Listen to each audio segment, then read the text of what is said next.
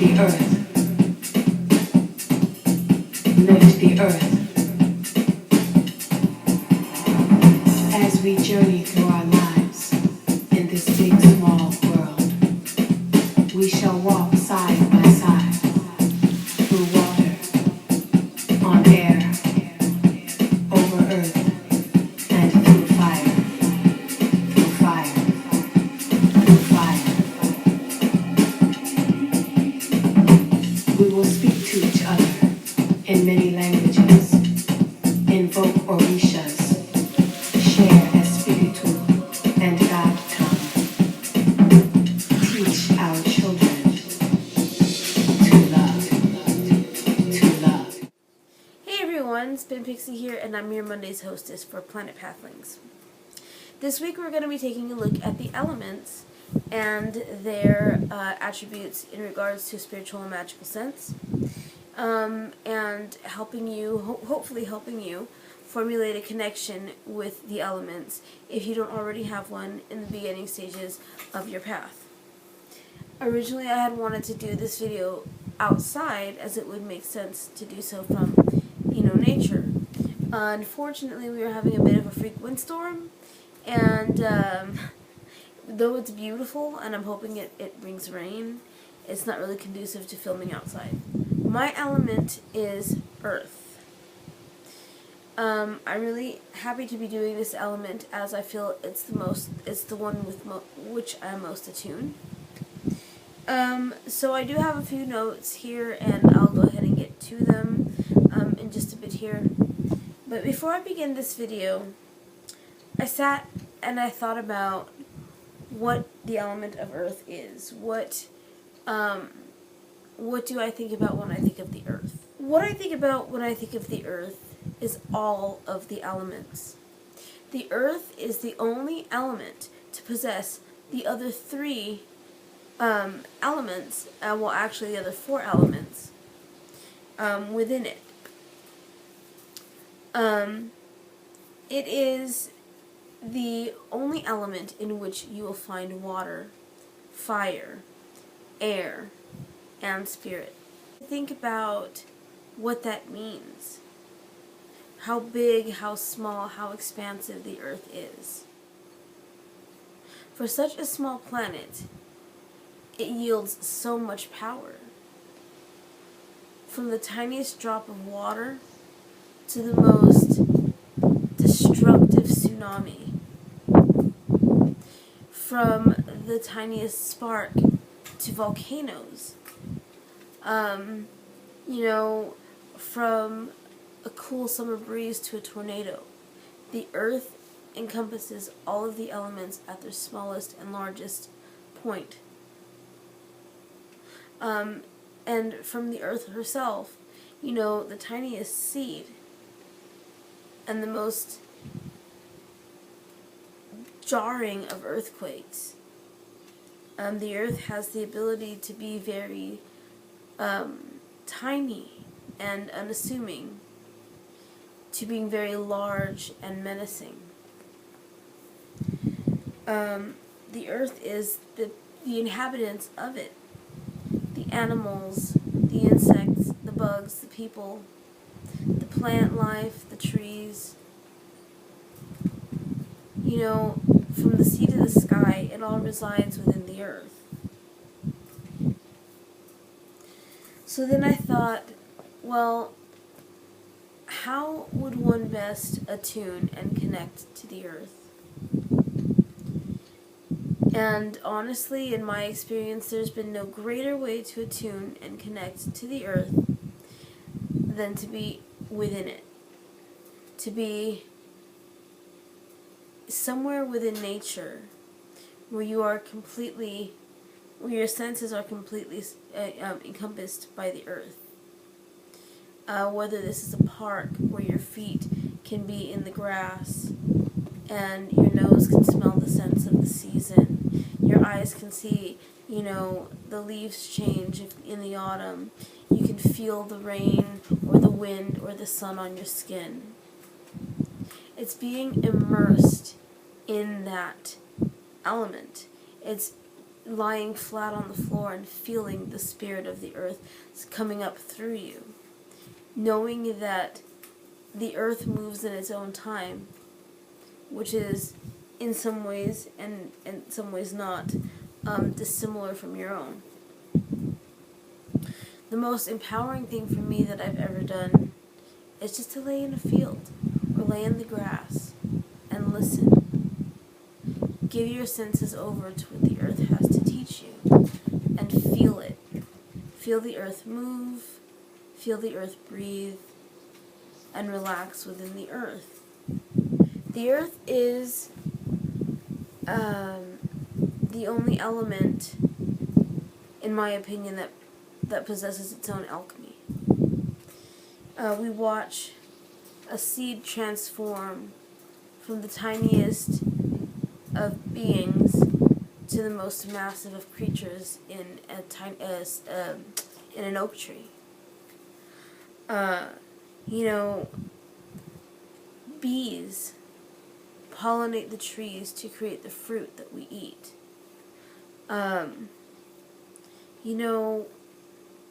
There is such an immense magic about the earth. In just a storm alone, you have the wind that blows, the water that falls, the lightning that charges the sky. And the best way to connect with the earth is to just take a moment to realize all of the changes that this element undergoes. It is the only living element that there is. Earth is life, earth gives life, and earth can essentially destroy it. In your magic circle, earth is the northmost direction. The energy of the earth is a very receptive energy.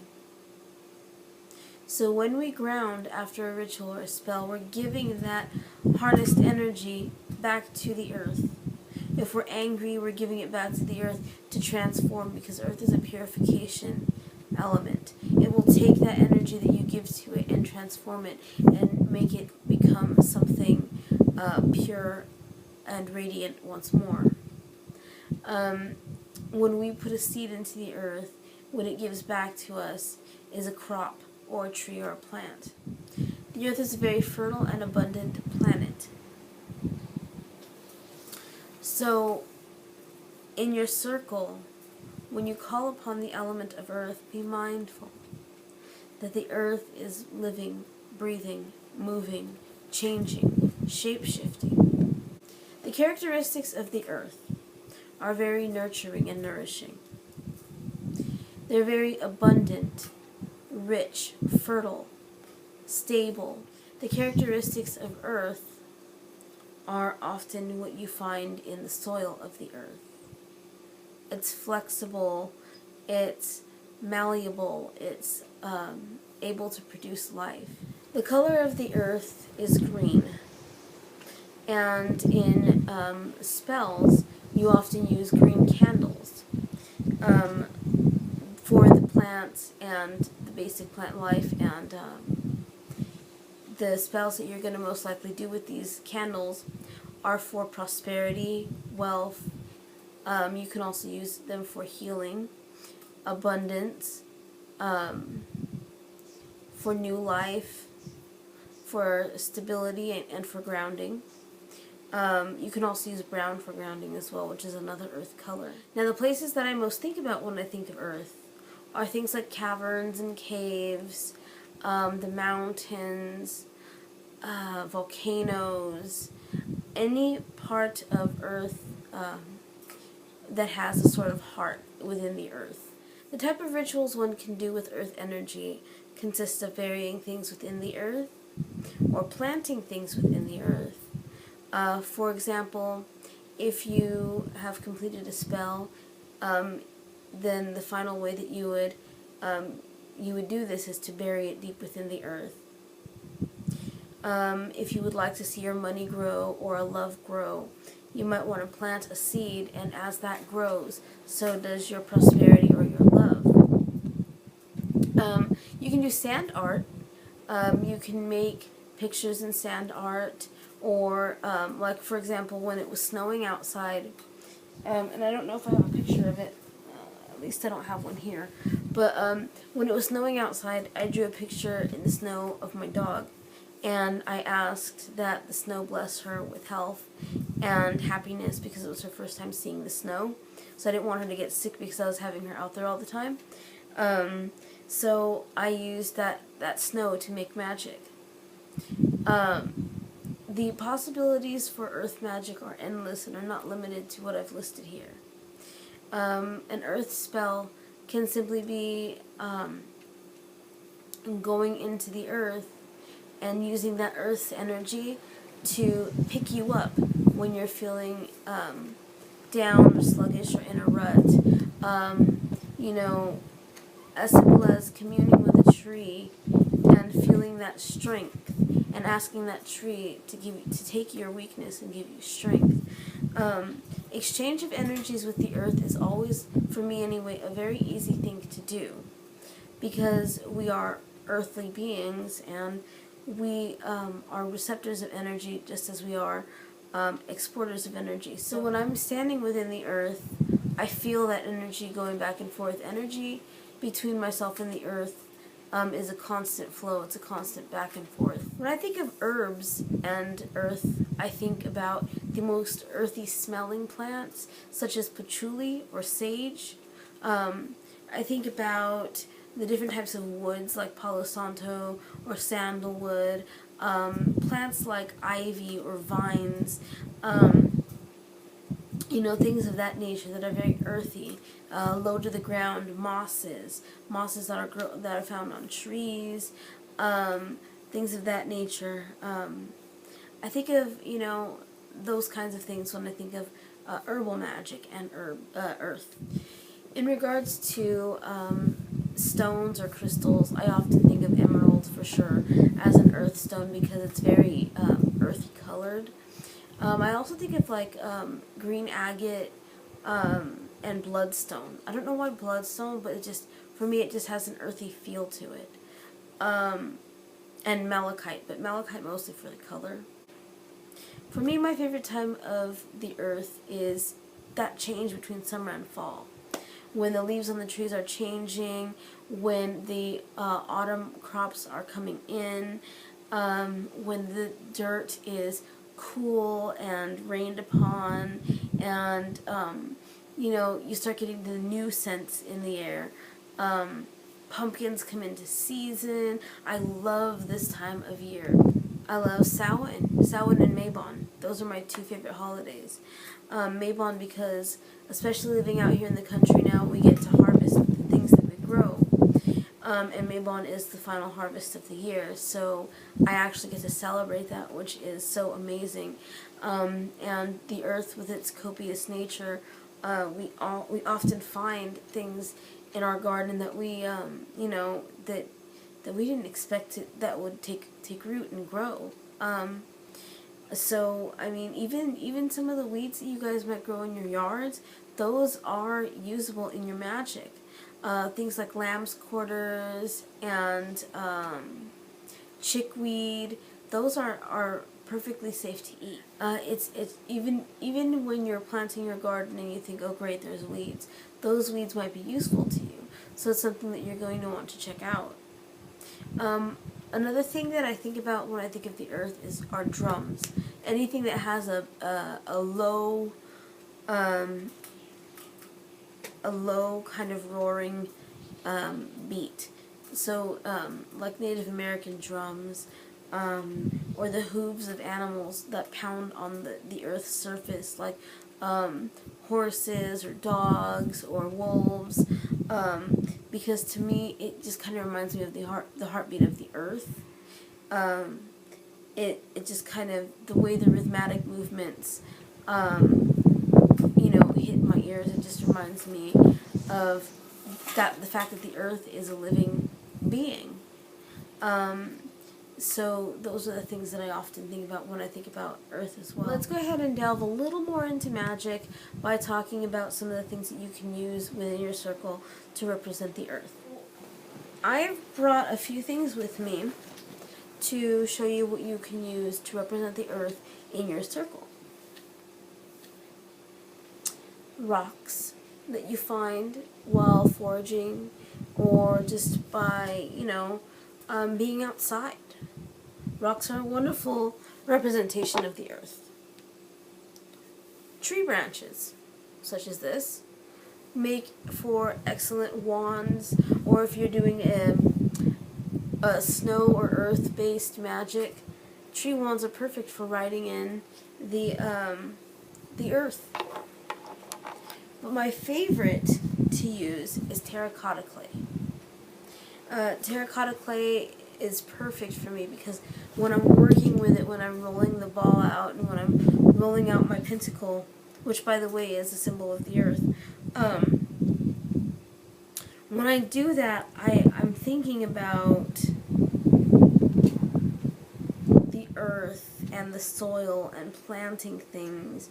I'm thinking about everything that I want to come to me, that I want to grow. I'm just thinking about earth. Another thing that you can use to represent earth in your circle is salt. The salt is like the masculine part of the circle, which is the water is the feminine. So when you put the salt into the water, you're putting it's the masculine penetration of the feminine, which allows your spell to not just become a seed, but to grow and to take shape and to come to fruition. Anything that is earth-based can be used for your spells. Different types of wood, sage, palo santo, driftwood. Driftwood can actually also be a good representation of water, but it is an earthly artifact. It is a piece of wood. So if one was to do a spell or ritual completely devoted to the earth, I would say to do it in the nighttime, because to me the night represents the soil folded over a seed before the seed emerges into daylight. Another time, like I said, would be daylight, the breaking day, the early morning hours, just when just like that represents the newly formed plant coming just out of the soil. The best season for me, again, is the autumn to do earth rituals. Representations of the earth for me are anything made out of clay, anything representing animal life, anything representing crops, things that you've grown, anything representing growth in general, plants, flowers, things of that nature. When I would do my elemental quarter call, I would be thinking about all of the things the earth encompasses, all of the things that the earth does, in the ways in which she moves, the ways in which she changes, her movement in the solar system, everything. I would just be thinking about all of those things when hailing the earth. For offerings, I would leave water for trees. I would leave food for animals, anything that can be returned back to the earth. Some of the ways that I would honor earth would be, like I mentioned in one of my personal videos on my channel, is to create a box. I had a bunny box, and the bunny box had in it things that the bunnies like to eat: the carrots, the kale, oranges, things like that were quick and short, that animals can just pick up with their little mouths and hands and feet and take with them, especially if you live in an area where the birds and the bunnies don't get along. Nuts, fruits, things like that, offered to the animals is a great way of offering to the earth. Planting trees is a wonderful way to honor the earth because the trees clean up the air. So there's a lot to talk about in regards to the earth, because the earth is just such an immense element. And to even begin to touch on the surface of gods and goddesses, You think of Persephone, Demeter, Maca, all the triple goddesses. The maiden giving new life, the mother pregnant and abundant, ready to spring life forth, and then the crone that is the death and the rebirth. You have all of those aspects that are the earth. Any sort of triple goddess is a great representation of earth. And then on the masculine side, you have like Pan, who is the wild hunter, the green man. And that's just a small snippet of what you can do as far as gods and goddesses and honoring the earth. So I believe I've spoken long enough. Hopefully I've given you a sense of how to connect with the earth and bring it into your practice. Hopefully you will do some meditations, whether they are guided or just letting your mind wander. Like on a day like today, I can even sit here and just look out into the hills and listen to the sounds, listen to the wind, and feel the moisture in the air, and smell what smells like rain on the way, and meditate, and just think about what I'm seeing, what I'm sensing, what I'm, being immersed in, even without being directly out in the earth, and just allow those feelings to encompass my being, and allow myself to become in tune with the earth. But if you find that meditation is hard for you, take a blanket and go out into your backyard, lay it down on the grass and just lay there, open and receptive to the energies of the earth. And I guarantee you will definitely become in tune with the earth. So thank you for watching, and hopefully you enjoyed the video. And if you did and you're not subscribed, please hit that subscribe button. And I will see you next week. Thank you for watching, and many blessings. Bye-bye.